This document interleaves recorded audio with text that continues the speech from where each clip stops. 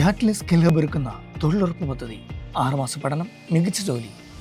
ബി.ജെ.പിയുടെ ഏതെങ്കിലും ഒരു വ്യക്തി പറയുന്ന വർഗീയതയ്ക്ക് ഒരിക്കലും ഞാൻ കൂട്ടുപിടിക്കത്തില്ല, അതിനെ ഞാൻ പിന്തുണ സംസാരിക്കുന്നതുമില്ല. അതുകൊണ്ട് തന്നെയാണ് 2020 നിൽക്കാം എന്നുള്ള എൻ്റെ തീരുമാനം വരുന്നത്. പക്ഷേ ഇതിനെ തുടർന്ന് എനിക്ക് വരുന്ന സൈബർ അറ്റാക്ക് കാര്യങ്ങളെല്ലാം ഇദ്ദേഹത്തിന് അറിയാം. അപ്പോഴും ഞാൻ ചിന്തിക്കുന്നത് ഇതിനെല്ലാം മറുപടി കൊട്ടാരക്കര വഴി കൊടുക്കണം. സാബു ജേക്കബും ഇങ്ങനെ ഉറപ്പ് നൽകിയതിനെ തുടർന്നാണ് നമ്മൾ ഇങ്ങനൊരു തീരുമാനമെടുത്തത്. മാർച്ച് 15-ാം തീയതി എന്നെ വിളിച്ച് പറയുന്നു, ഇലക്ഷൻ പ്രഖ്യാപിച്ച ദിവസം എന്നെ വിളിച്ച് പറയുന്നു, തൃക്കാക്കര സീറ്റാണ് ഡൽഹിയിൽ നിന്ന് എഴുതി വന്നതെന്ന്. അപ്പം ഞാൻ ചോദിച്ചു, ഞാൻ എന്താ പൊട്ടനാണെന്നാണോ നിങ്ങളുടെ വിചാരം? ഈ ഓഫീസിൽ വെച്ച് ആത്മഹത്യ ചെയ്തിട്ട് നിങ്ങളെ വെടിവെച്ച് കൊല്ലുന്നതാണ് എനിക്കിപ്പോൾ തോന്നിയെന്ന് പറഞ്ഞു. ഇങ്ങനെ തന്നെ ഞാൻ പറഞ്ഞു. കാരണം അമ്മാതിരി നെറുകേടാണ് എൻ്റെ അടുത്ത് ഇവർക്കാണ്. സാബു ജേക്കബിനോട് തന്നെയാണ് ഇത് ഞാൻ പറഞ്ഞത്. എന്നെ ഇഷ്ടപ്പെട്ട ഒരു ജനതയെ നിങ്ങൾ എന്നെ വെറുപ്പിച്ചു, നിങ്ങൾ എനിക്ക് പറഞ്ഞ വാക്ക് പാലിച്ചില്ല, നിങ്ങൾ എന്നെ പൂർണ്ണ അർത്ഥത്തിൽ ചതിക്കുകയാണ് ചെയ്തത്. എന്നിട്ട് തൃക്കാക്കര നമ്മൾ മത്സരിക്കാൻ വന്നു. ആദ്യം ഇപ്പം ഇങ്ങനൊരു സാഹചര്യം ഉണ്ടാവാനുള്ള കാരണം ഈ പ്രദേശത്ത് നേരത്തെ താമസിച്ചുകൊണ്ടിരുന്നൊരു കുടുംബത്തിൻ്റെ അവസ്ഥയിൽ നിന്നാണ്. അപ്പോൾ ഞങ്ങൾ ഇന്നിപ്പോൾ ഇവിടെ ഒരു വീട് വെച്ച് കൊടുക്കുന്നുണ്ട്. ഞങ്ങളെന്ന് ഞാൻ പറയുന്നത് പ്രിയപ്പെട്ട സുരേഷ് ഗോപിയും കൊച്ചി ബ്ലൂ ടൈഗേഴ്സും ഞാനും കൂടെ ചേർന്നുകൊണ്ട്, കാരണം ഇത് വഴിയില്ലാത്ത വസ്തുവായതുകൊണ്ട് നമ്മൾ പ്രതീക്ഷിച്ചതിനെക്കാട്ടി കുറച്ചുകൂടെ ബഡ്ജറ്റാണ്, എന്നാലും നല്ലൊരു വീട് ഞങ്ങളോട് ചെയ്യുന്നുണ്ട്. അപ്പോൾ ഇങ്ങനൊരു കാര്യം നമ്മൾ ചെയ്യുമ്പോൾ സ്വാഭാവികമായിട്ട് ആദ്യം കേൾക്കേണ്ടി വരുന്നൊരു പഴി എന്ന് പറയുന്നത് ഇതെല്ലാം രാഷ്ട്രീയ പ്രേരിതമായിട്ടാണ്, തിരഞ്ഞെടുപ്പിന് വേണ്ടിയിട്ടാണ്. അപ്പോൾ ഞാൻ അതുകൊണ്ടാണ് പറയുന്നത് പ്രത്യേക രാഷ്ട്രീയക്കാരെ ആരെയും ഞാൻ വിളിക്കാതിരുന്നത്. ഇനി രണ്ടാമത്തെ കാര്യം, ഇപ്പോൾ 2020 ഞാൻ വരാനുണ്ടായ സാഹചര്യം ആദ്യം ഞാൻ പറയാം.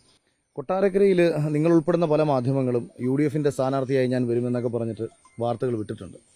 അപ്പോൾ കൊട്ടാരക്കരയിൽ UDFന്റെ സ്ഥാനാർത്ഥിയായിട്ട് മത്സരിക്കണമെന്നുള്ളത് എൻ്റെ ഒരു ആഗ്രഹമായിരുന്നു. അത് UDFന്റെ സ്ഥാനാർത്ഥിയായി മത്സരിക്കുക എന്നുള്ളതല്ല, എൻ്റെ നാട്ടിൽ ഇന്നലകളിൽ എൻ്റെ മുന്നിൽ ബുദ്ധിമുട്ട് അനുഭവിച്ച ജനതയ്ക്ക് വേണ്ടിയിട്ട് അവർക്ക് വേണ്ടി ഒന്നുകിൽ സംസാരിക്കാൻ കഴിയുക, അല്ലെങ്കിൽ അവർക്ക് വേണ്ടി എന്തെങ്കിലും ചെയ്തു കൊടുക്കാൻ കഴിയുക.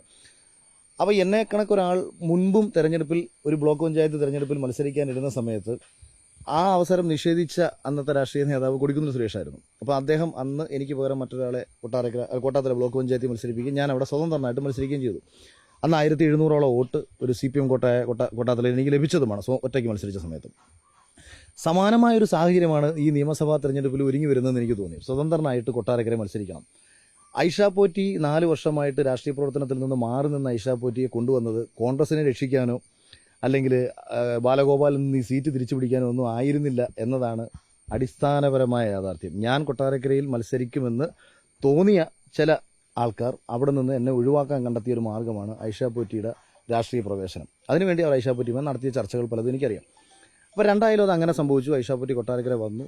ഇത്രയും വലിയ കോൺഗ്രസ് തരംഗം ആഞ്ഞടിച്ചിട്ടും കൊട്ടാരക്കരയിൽ ഐഷ പോറ്റി പരാജയപ്പെട്ടത് അവിടുത്തെ കോൺഗ്രസ് അത്രയും ദുർബലമായതുകൊണ്ടാണ്. ഈ കോൺഗ്രസിൻ്റെ ദുർബലത, കോൺഗ്രസിനുള്ളിലുള്ള വ്യക്തിബന്ധങ്ങളൊക്കെ മുതലാക്കിക്കൊണ്ടും ഒരു സ്വതന്ത്രനായിട്ട് മത്സരിച്ചു കഴിഞ്ഞാൽ എനിക്ക് അവിടെ മാന്യമായൊരു വോട്ട് അവിടെ പിടിക്കാൻ പറ്റുമെന്നുള്ള എൻ്റെ ചിന്ത ആ സമയത്തുണ്ടായിരുന്നു. അങ്ങനെ ഇരുന്ന സമയത്താണ് NDAയുടെ പല ഏജൻസികളും എന്നെ ബന്ധപ്പെടുന്നുണ്ട്. അപ്പോൾ ഇതിനകത്ത് വലിയ സാമ്പത്തിക ഓഫറുകൾ നൽകി ബന്ധപ്പെട്ട ഏജൻസികളുണ്ട്.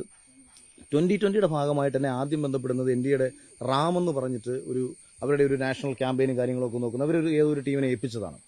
പല പ്രാവശ്യം എന്നെയും മാനേജരെയും ഒക്കെ ബന്ധപ്പെട്ടപ്പോഴും ഞാൻ ഇയാളെ കാണാൻ പോലും കൂട്ടാക്കിയിരുന്നില്ല.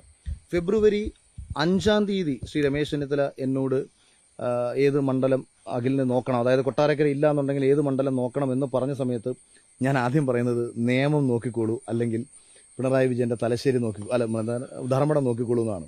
കാരണം അവിടെ എനിക്ക് പൊളിറ്റിക്സ് സംസാരിക്കാനുള്ള ഒരു സ്പേസ് സൃഷ്ടിക്കപ്പെടും എന്നുള്ളതായിരുന്നു.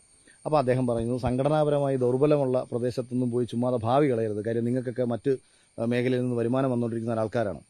അത് കഴിഞ്ഞതിന് ശേഷം സാബു ജേക്കബ് എന്നെ ബന്ധപ്പെടുന്ന സമയത്ത്, അപ്പോൾ ഇതിന് ശേഷം ഈ ജമാഅത്ത് ഇസ്ലാമിക്കെതിരെ ഞാൻ പല പ്രാവശ്യം ചില സ്റ്റേറ്റ്മെൻറ്റുകൾ നടത്തിയിട്ടുണ്ട്. അപ്പോൾ അത് കോൺഗ്രസിൻ്റെ ആശയമായി ചേർന്ന് പോകുന്നതല്ല. ഞാനത് വ്യക്തിപരമായിട്ട് ശ്രീ VD സതീശന് ഞാൻ മെസ്സേജ് അയച്ചതാണ്.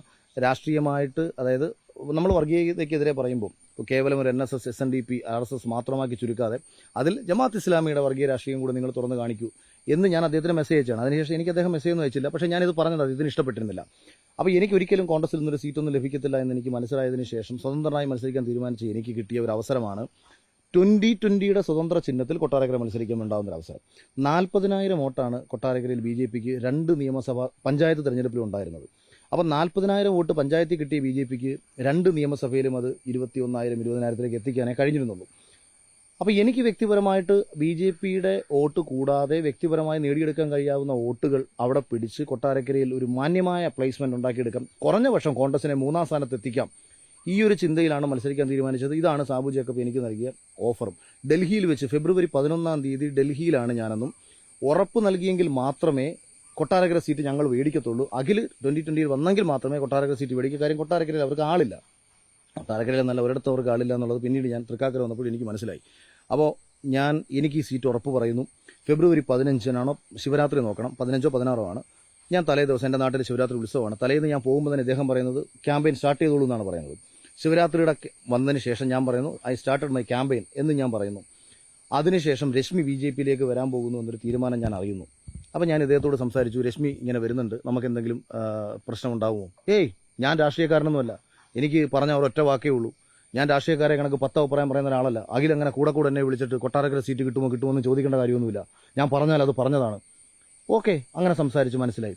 ഞാൻ പിന്നീട് ഫെബ്രുവരി 19-നോ മറ്റോ ഞാൻ വീണ്ടും ഇദ്ദേഹത്തെ നേരിട്ട് കാണുന്നു. നേരിട്ട് കണ്ട സമയത്ത് ഓഫീസിൽ നിന്ന് ഞാൻ പറയുന്നു ഇങ്ങനെ ഒരു സാധ്യതയുണ്ട്. അപ്പം കാരണം പുള്ളിക്ക് അടിസ്ഥാന രാഷ്ട്രീയത്തെക്കുറിച്ച് യാതൊരു ബോധവുമില്ല. ഞാൻ പറയുന്നു ഒരാൾ നിയമസഭയിൽ നിയമസഭയിൽ മത്സരിച്ച ഒരാൾ കോൺഗ്രസ് വിട്ട് BJP-യിലേക്ക് വന്നാൽ സ്വാഭാവികമായി BJP-ക്ക് അവർക്ക് സീറ്റ് കൊടുക്കണം. അപ്പോൾ സാറി പറയുന്ന ഉറപ്പാണോ? കൊട്ടാരക്കരയിൽ ഇല്ല എന്നുണ്ടെന്നുണ്ടെങ്കിൽ ഞാൻ മാറി എന്നോളാം, പ്രശ്നമില്ല. വെറുതെ എനിക്ക് എൻ്റെ അച്ഛൻ അന്ന് മുതൽ എൻ്റെ അടുത്ത് മിണ്ടിയിട്ടില്ല. അച്ഛൻ ഭയങ്കര കോൺഗ്രസ്സുകാരനാണ്. എൻ്റെ പല സുഹൃത്തുക്കളും ഞാനുമായിട്ടാകുന്നു.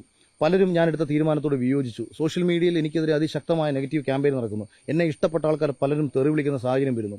ഞാൻ ഒരു മതേതര മൂല്യത്തോടു കൂടി നിലനിൽക്കണമെന്ന് ആഗ്രഹിച്ചത് കൊണ്ടാണ് ഞാൻ യഥാർത്ഥത്തിൽ 2020-യിലേക്ക് പോകുന്നത് തന്നെ. കാര്യം എനിക്ക് ഇപ്പം BJP-യുടെ വികസന രാഷ്ട്രീയത്തോട് ഞാൻ ഭയങ്കര യോജിപ്പാണ്. പക്ഷേ BJP-യുടെ ഏതെങ്കിലും ഒരു വ്യക്തി പറയുന്ന വർഗീയതയ്ക്ക് ഒരിക്കലും ഞാൻ കൂട്ടുപിടിക്കത്തില്ല, അതിനെ ഞാൻ പിന്തുണ സംസാരിക്കുന്നതുമില്ല. അതുകൊണ്ട് തന്നെയാണ് 2020 നിൽക്കാം എന്നുള്ള എൻ്റെ തീരുമാനം വരുന്നത്. പക്ഷേ ഇതിനെ തുടർന്ന് എനിക്ക് വരുന്ന സൈബർ അറ്റാക്ക് കാര്യങ്ങളെല്ലാം ഇദ്ദേഹത്തിന് അറിയാം. അപ്പോഴും ഞാൻ ചിന്തിക്കുന്നത് ഇതിനെല്ലാം മറുപടി കൊട്ടാരക്കര വഴി കൊടുക്കണം. ഇങ്ങനെ ഇരിക്കുന്ന എനിക്ക് കൊട്ടാരക്കരയിൽ സീറ്റില്ല എന്ന് ഞാൻ അറിയുന്ന ഫെബ്രുവരി 25-ാം തീയതിയാണ്. രാജീവ് ചന്ദ്രശേഖരനെ അതിനുശേഷം ഞാൻ നേരിട്ട് കാണുന്നു. അതായത് അദ്ദേഹം എറണാകുളത്ത് വരുന്ന സമയത്ത് അദ്ദേഹവുമായി നേരിട്ട് സംസാരിക്കുന്നു. അപ്പോൾ അദ്ദേഹം പറഞ്ഞത് അത് ഞാൻ മറന്നുപോയി എന്നാണ്. അതായത് ഒരാളെ ഒരു രാഷ്ട്രീയ പാർട്ടിയിൽ നിന്ന് കൊണ്ടുവന്ന് സീറ്റ് കൊടുത്തു എന്ന കാര്യം അദ്ദേഹം മറന്നുപോയി എന്ന് അദ്ദേഹം പറയുന്നു. ഞാൻ വിചാരിച്ചു അഖിൽ പത്തനാപുരത്താണെന്നൊക്കെയാണ് ഞാൻ കരുതിയതെന്ന് ഇങ്ങനെ പറയുന്നു. ഞാൻ പറഞ്ഞു സാറേ, ഇതാണ് അവസ്ഥ, എൻ്റെ സാഹചര്യം ഇതാണ്, നിങ്ങൾക്ക് വേണ്ട കാര്യങ്ങൾ ചെയ്യണം. ഞാൻ എന്താണെന്ന് വെച്ചാൽ ഞാൻ പരിഹരിക്കാം. അന്ന് അദ്ദേഹത്തിൻ്റെ ഒപ്പം പ്രതീഷ് വിശ്വനാഥ് ഉണ്ടായിരുന്നു. പ്രതീഷ് വിശ്വനാഥിനോട് ഞാൻ ഈ കാര്യങ്ങളൊക്കെ പറഞ്ഞു. നിങ്ങൾ എന്നെ കൊണ്ട് കുഴി ചാടിക്കരുത്, എൻ്റെ ജീവിതം നിങ്ങൾ ഇല്ലാതാക്കരുത്, ഇല്ല അഖിലിന് മാന്യമായ അക്കോമഡേഷൻ നമ്മൾ സെറ്റ് ചെയ്ത് തരാം. അങ്ങനെ ഞാൻ അതിൻ്റെ ഭാഗമായിട്ട് RSSൻ്റെ മുതിർന്ന നേതാക്കന്മാരെ ഞാൻ കണ്ടിട്ട് എൻ്റെ വിഷമങ്ങൾ ഞാൻ അവരോട് പറയുന്നു. അപ്പോൾ അവർക്ക് യാഥാർത്ഥ്യം മനസ്സിലായി. കാരണം സാബു ജേക്കബും ഇങ്ങനൊരു ഉറപ്പ് നൽകിയതിനെ തുടർന്നാണ് നമ്മൾ ഇങ്ങനൊരു തീരുമാനമെടുത്തത്. ഈ തീരുമാനം എന്തായാലും അവർക്ക് നടപ്പിലാക്കാൻ പറ്റത്തില്ല. കാര്യം അവർ രശ്മിക്കും ഉറപ്പ് കൊടുത്തു കഴിഞ്ഞു. അപ്പോൾ രശ്മിയെ കൊട്ടാരക്കര മത്സരിപ്പിക്കുമ്പോൾ പിന്നീട് അവരുടെ മുമ്പിലുള്ള ഓപ്ഷൻ മറ്റേതെങ്കിലും ഒരു മാന്യമായ സ്ഥലത്ത് നമ്മളെ അക്കോമഡേറ്റ് ചെയ്യുക എന്നുള്ളതാണ്. അങ്ങനെ തൃപ്പൂണിത്തുറ സീറ്റ് ആ സമയം വരെയും 2020-ക്ക് ആയിരുന്നില്ല. അപ്പം ഞാനിത് സാബു ജേക്കബിനോട് ചോദിക്കുന്നുണ്ട്, തൃപ്പൂണിത്തുറ സീറ്റ് 2020-ക്ക് അല്ല എന്നുണ്ടെങ്കിൽ ഇനി തൃക്കാക്കര സീറ്റ് ആണെന്നുണ്ടെങ്കിൽ ഒരു കാര്യം ചെയ്യാം, നമ്മൾ നേരത്തെ ഇതിൻ്റെ പ്രവർത്തനം തുടങ്ങണം. കാര്യം ഒരു 10,000-ഓളം വോട്ടർ പട്ടികയിൽ പുതിയതായിട്ട് നമുക്ക് വോട്ടർ പട്ടികയിൽ ആളെ ചേർക്കാം. ഒരു കാര്യം ചെയ്യും, ഞാൻ പല ഫ്ളാറ്റുകളിലെയും പല കെയർടേക്കർമാരെയും മാനേജേഴ്സിനെയും കണ്ടിട്ട് ഈ ഫ്ളാറ്റുകളിൽ താമസിക്കുന്ന ആൾക്കാരോട് നിശബ്ദമായിട്ട് ഞാൻ പറയാം, തൃക്കാക്കരയിലാണ് ഇനി അവസാനം ഞാൻ മത്സരിക്കുന്നുണ്ടെന്നുണ്ടെങ്കിൽ ഇവരെയൊക്കെ നമുക്ക് നേരത്തെ മാക്സിമം നമ്മളിലേക്ക് ആൾക്കാരെ കൂട്ടാം, സംഘടന പ്രവർത്തനം നടത്താം. ഇയാൾ ഒരക്ഷരം മിണ്ടിയില്ല. ഇതിങ്ങനെ നീണ്ടു പോയി. തൃപ്പൂണിത്തുറ സീറ്റിൻ്റെ കാര്യം ഞാൻ RSS നേതാക്കന്മാരെ കാണാൻ പോയ ദിവസം, ഞാൻ അവിടെ കാണാൻ പോകുന്ന അറിഞ്ഞ ദിവസം ഇങ്ങനെ അവിടെ ഓടി പിടിച്ചു വന്നു. എൻ്റെ അപ്പുറത്ത് പുള്ളി വന്നിരിക്കുകയാണ്. അവിടെ ഇരുന്ന് സംസാരിച്ചു. അതിനുശേഷം എൻ്റെ അടുത്ത് തൃപ്പൂണിത്തുറയിലെ സാധ്യതകൾ ചോദിക്കുന്നു. ഞാൻ സാധ്യതകളും കാര്യങ്ങളും ഞാൻ എഴുതി അയക്കുന്നു. തൃപ്പൂണിത്തുറ സീറ്റ് അങ്ങനെ 2020-ക്ക് അലോക്കേറ്റ് ചെയ്യുന്നു. BJP നേതാക്കന്മാർ എന്നോട് പറയുന്നത് അഖില തൃപ്പൂണിത്തുറ സീറ്റ് ഉണ്ടാവും, അതിൻ്റെ കാര്യങ്ങൾ ഞങ്ങൾ സംസാരിക്കുന്നു. എല്ലാ കാര്യങ്ങളും കഴിഞ്ഞു. മാർച്ച് 15-ാം തീയതി എന്നെ വിളിച്ച് പറയുന്നു, ഇലക്ഷൻ പ്രഖ്യാപിച്ച ദിവസം എന്നെ വിളിച്ച് പറയുന്നു തൃക്കാക്കര സീറ്റാണ് ഡൽഹിയിൽ നിന്ന് എഴുതി വന്നതെന്ന്. അപ്പം ഞാൻ ചോദിച്ചു, ഞാൻ എന്താ പൊട്ടനാണെന്നാണോ നിങ്ങളുടെ വിചാരം? ഈ ഡൽഹിയിൽ നിന്ന് തൃക്കാക്കര സീറ്റ് എഴുതി വരാൻ വേണ്ടിയിട്ട് ഡൽഹിയിൽ ഇരിക്കുന്നവരാണോ 2020-ക്ക് ആര് മത്സരിക്കണമെന്ന് തീരുമാനിക്കുന്നത്? 2020-ക്ക് സീറ്റ് അലോക്കേറ്റ് ചെയ്യുക എന്ന് പറയുന്ന പണിയല്ലേ BJP-ക്ക് ഉള്ളൂ. അത് നിങ്ങൾക്ക് തന്നു, തൃപ്പൂണിത്തുറ സീറ്റ് നിങ്ങൾക്ക് തന്നു. പക്ഷേ നിങ്ങൾ ആരെ മത്സരിക്കണോ നിങ്ങൾക്കല്ലേ തീരുമാനിക്കാൻ പറ്റുക.